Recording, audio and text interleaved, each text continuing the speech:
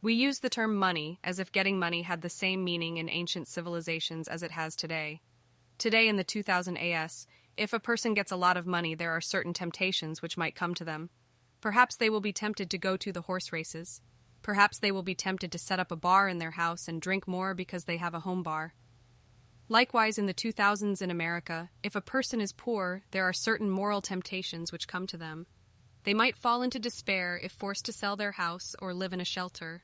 Question: did the same basic temptations come to a person during different periods of history based on their being rich or middle class or poor? If a man were rich during medieval times, they would be a knight and be expected to wage battle. This is a different moral temptation. In ancient Greece, if a person were rich, they would be expected to attend various types of social events with moral implications. In the Western world today, if a person wants to be rich, there are a few ways to get significant amounts of money. They can go to school and get an education, which will put them in upper middle class. They can develop a business selling products or online, which could potentially produce a lot of money, but often produces a normal amount of money. They can marry into money, which has the capacity to create interesting results, but often involves hanging out in the right places and looking and acting the part.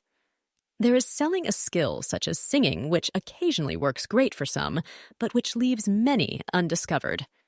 Question: 500 years ago, if young person was not born into wealth and wanted to acquire a significant amount of money, were the methods the same as today? For example, everybody has the idea of marrying into money. This is a common idea.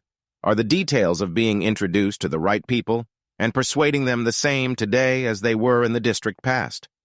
Most people would say that there are some very big differences. A more important question: consider the moral temptations faced by a young person who wants to greatly increase the amount of money they will have in their life. If we look at 1, ancient Rome, 2, medieval times, and 3, today, are the temptations for somebody wishing to greatly increase their money the same, or were they greater in the past? Next, consider the consequences of failure in each of these situations. Today, if a person strives to marry somebody rich, the consequence of failure is feeling of rejection or failure.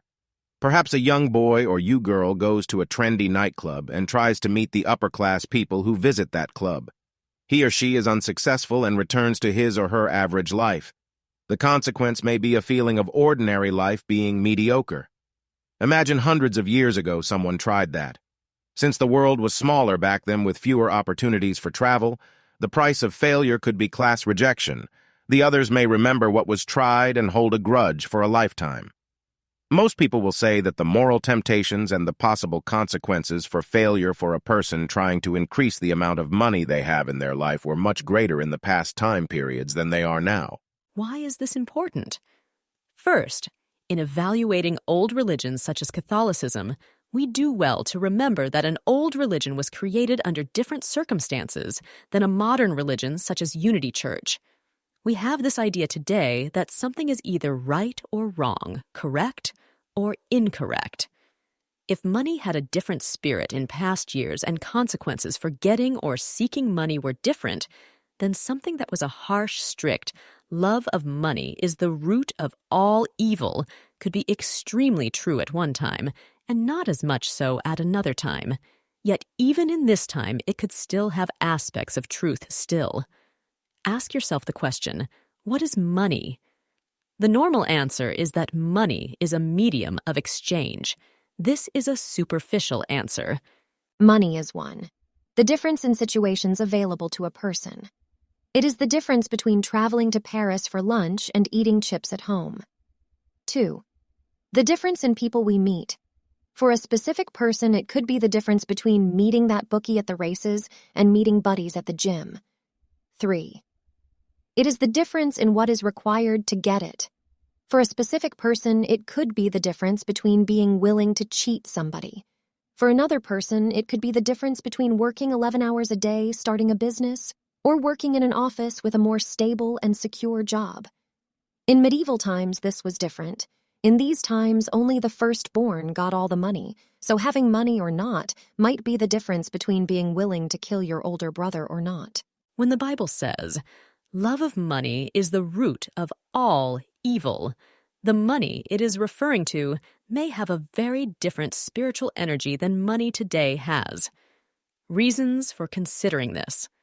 To actually make money, we must confront the worst situation and the possibility of it happening.